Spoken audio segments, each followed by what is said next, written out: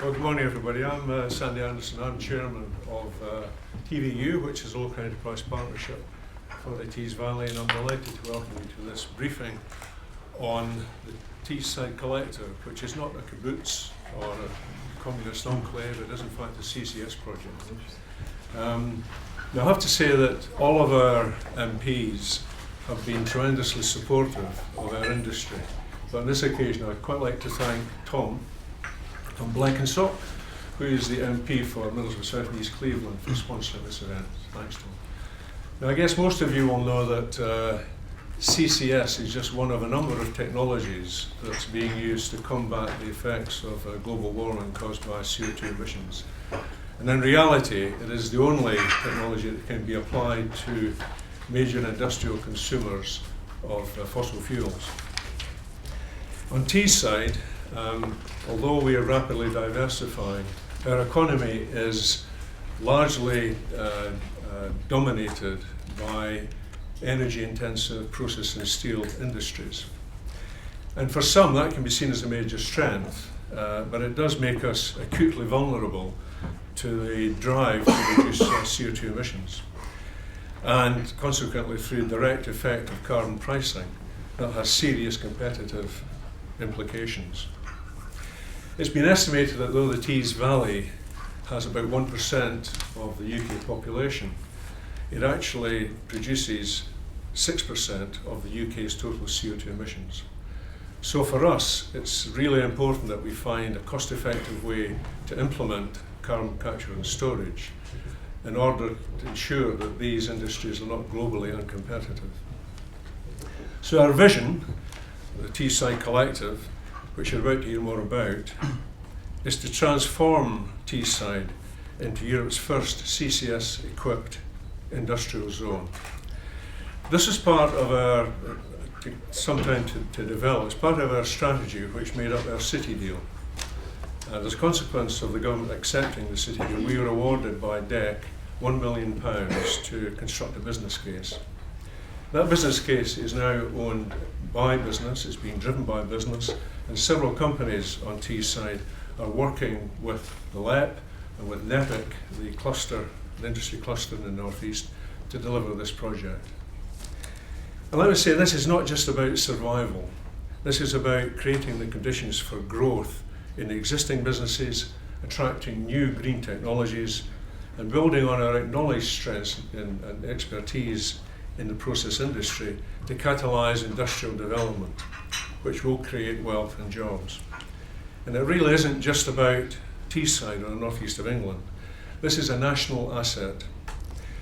The process industry doesn't have the sexy cachet of aerospace or digital, but it plays a huge part in the UK's economy. We produce the raw materials for aerospace, for automotive, for pharmaceuticals, and for just about all of UK manufacturing. The industry on Teesside alone is reckoned contributes over £10 billion a year to the UK economy. So this is a cause that really is worth fighting for. And to demonstrate just how hard we're fighting, I'm going to ask David Lockyer from BOC to talk about how the project's being constructed and how we're taking it forward. My name is David Lockyer from BOC Gases. As Sandy says, Teesside is actually the home to the largest industrial cluster of companies in the entire UK. There's a huge amount, probably as much as 60% of the chemical output in the UK actually comes from Teesside. And there's over 12,000 jobs employed in our industry. So we believe that there's a unique opportunity within this area to develop something which can be a national asset. 5 of the largest 25 emitters of CO2 actually are in the Teesside area. And the issue is really that no one of those companies on their own can actually solve the problem of carbon capture and storage from industry. So 4 of the largest emitters in the area have grouped together in a collaborative way to try and solve this problem together, to initiate a programme which can actually address this issue. And between us, we represent 5 million tonnes of CO2 emitted to the atmosphere every single year, which is a huge amount. So we believe that there's critical mass within our own 4 companies, albeit there's other companies who we would like to join us as we move forwards. But the 4 companies that I've mentioned, first of all, are the Steelworks, SSI, which operate the second largest blast furnace in Europe. The second company is Growhow, who operate the largest ammonia-based fertiliser facility in the UK. Then we have Lotte Chemicals, who actually produce a product called PET, polyethylene terephthalate, which is used primarily in the manufacture of plastic recyclable drinks bottles. And I think if my numbers are correct, they actually produce something like 15 billion drinks bottles per year with the product that they produce. Finally, BOC, the 4th member to initiate this programme, is part of the Linde Group, which is the world's largest industrial gases company. And in Teesside, we operate the UK's largest over-the-fence hydrogen supply facility based on steam methane reforming. So collectively, we recognise that we need to decarbonise our industry. And to be fair, it's not only something we want to do, I believe it's a duty that we should do it. We have freely, the 4 companies have freely invested man hours, quite a lot of man hours over the last 2 years, first of all coming together, but also now working together and trying to work into the future to begin to address this problem. But we can't do it on our own. So we've engaged other companies, for example National Grid, who can actually collect together the CO2 that we can collectively collect and then ship it offshore to store it safely underground under the North Sea. But you know, today we're actually calling ourselves Teesside Collective, and I can't really think of a better name for a collaboration of industrial companies working together. So we're industry-led, but let me not stop there, because it's not just industry. We're supported very strongly by people like Stan Higgins in NEPIC and by TVU, and without their support, you know, we couldn't actually get around the same table and get in a place as we are today. So thank you to those organisations as well. So why is it then that CCS, industrial CCS, is actually feasible in Teesside? Well, first of all, we've mentioned we've got some of the largest CO2 emitters in the country in a very concentrated area. We've got local industry expertise. There's a whole raft of people in this in the area who can work with us and for us to deliver this. But not least as well, in Teesside we have lots of assets which can be used. For example, we've got pipeline corridors that go all around the Teesside area, which basically go around all the areas where CO2 gets emitted. We can readily hoover up CO2. But also, we are very close to the shore. So the issue about trying to pipe the CO2 to the shoreline, in some areas is more difficult. In Teesside it's relatively straightforward. We can then pipe it from Teesside into the central and south North Sea, where there's known areas where CO2 can be sequestrated for the long term. So we believe that Teesside is uniquely positioned to deliver a project such as this. And as I say, it's not something we want to do. I honestly believe for future generations it's our obligation to do it. If we don't do this in Teesside, we can't expect anybody else in the world to do this. So the 4 anchor projects are now working collaboratively with AMEC Foster Wheeler, and over the last few months we've been working to find out technically how do we do it. We knew this was possible, but we had to kind of prove it was possible. So we've been going through technical solutions and now we're into the stage of actually costing those solutions. I'm not in a position to give you the costings today, but in the next couple of months we'll be in a position to share that with you all. But we're not just looking at the capital required, we're looking at the operating costs required to manage these assets for the long term. And I have to say that the initial findings from Foster Wheeler and AMEC absolutely shows that this is absolutely feasible. And it's not only technically feasible and operationally feasible, we believe, you know, this is something that these 4 companies can actually do. So I've got one key message today, and that's to say to you that there's nothing novel, there's no novel technology we need to introduce to make this happen. In fact, I can absolutely say that in existence today is all the technical knowledge and the expertise to make this happen. So you're wondering, well, why don't we just get on and do it? Well, there's one key thing which stops us from doing this, and that's that we need a very clear, stable, sustainable financial business case to make it happen. And that's what, as part of our group, we're looking to present to you within the next couple of months. So I think this is something that we believe we can do, and with the right financial backing, we believe that in the early 2020s we can actually deliver this and it will become a national asset. So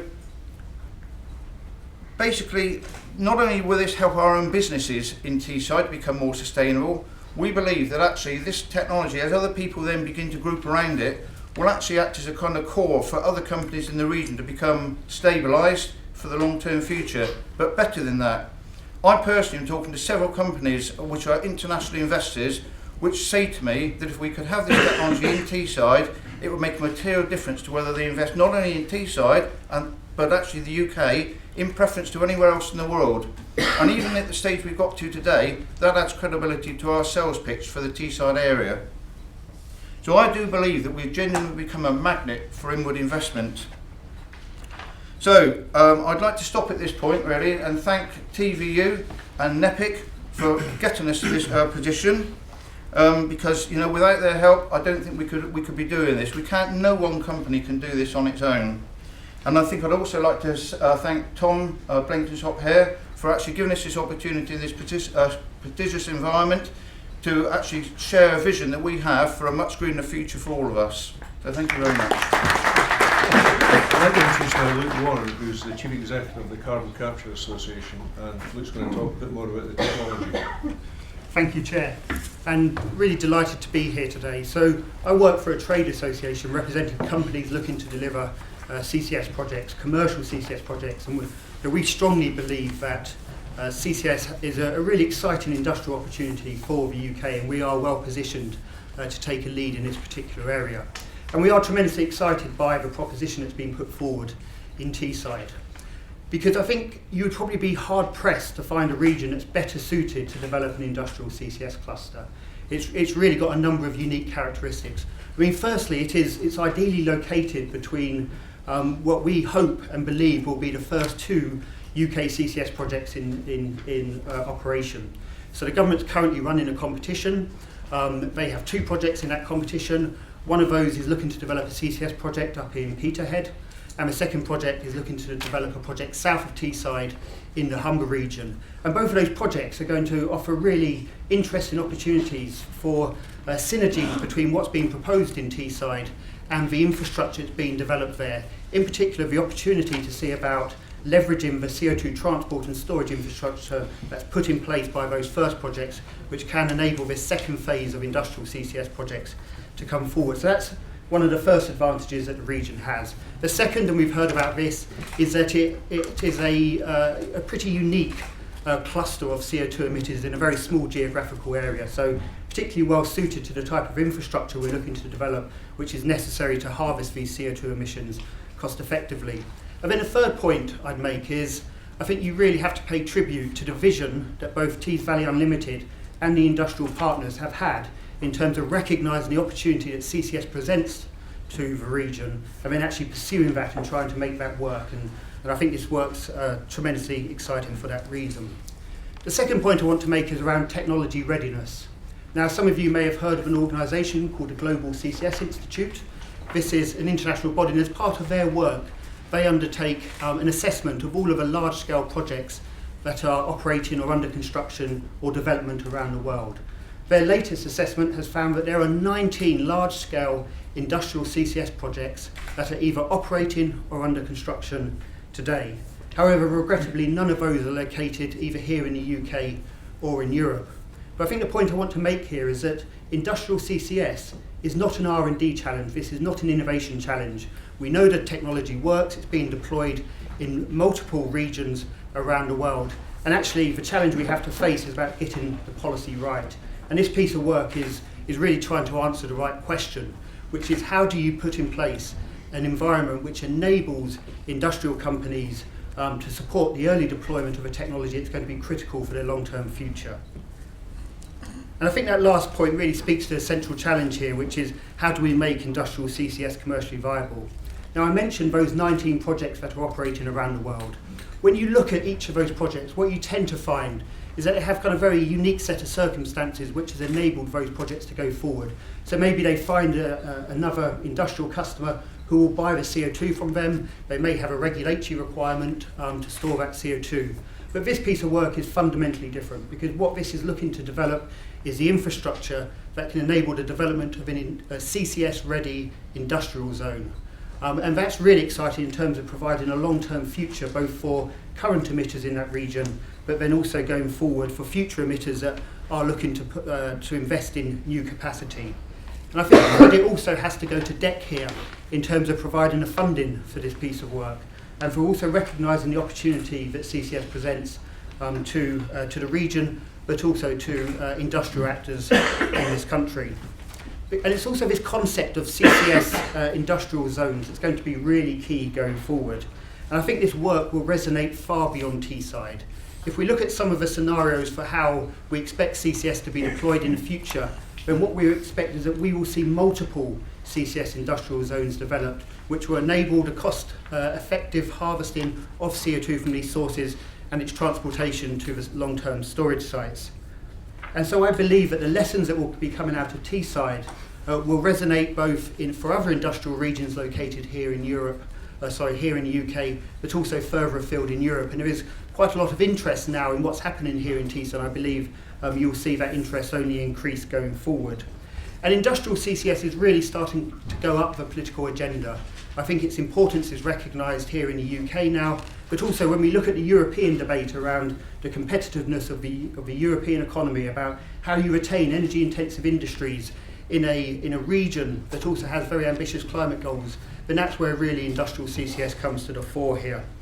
And as we progressively decarbonise our economies, both here in Europe but also internationally, then those regions that have access to industrial CCS infrastructure will be better placed than those regions that don't have access to that infrastructure. So I think the work that we're going to hear about here today is incredibly exciting, and I think it really puts Teesside at the forefront of what will be in future a very, very significant sector. And I believe that we'll probably be seeing the export of the know-how and knowledge that's generated in Teesside to these other industrial regions, both here in the UK and elsewhere. Thanks very much.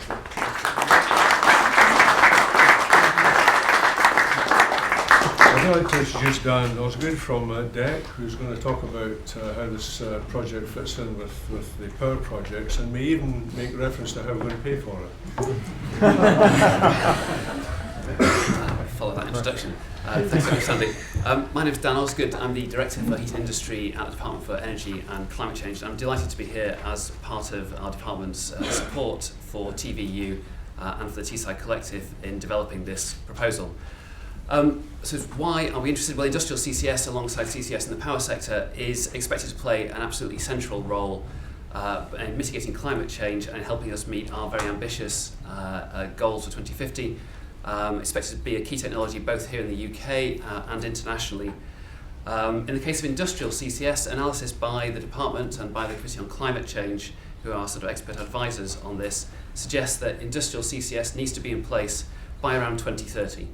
And if we don't have industrial CCS to that timescale, then it may not actually be possible to substantially decarbonise some of our energy-intensive sectors in the medium or even in the long term.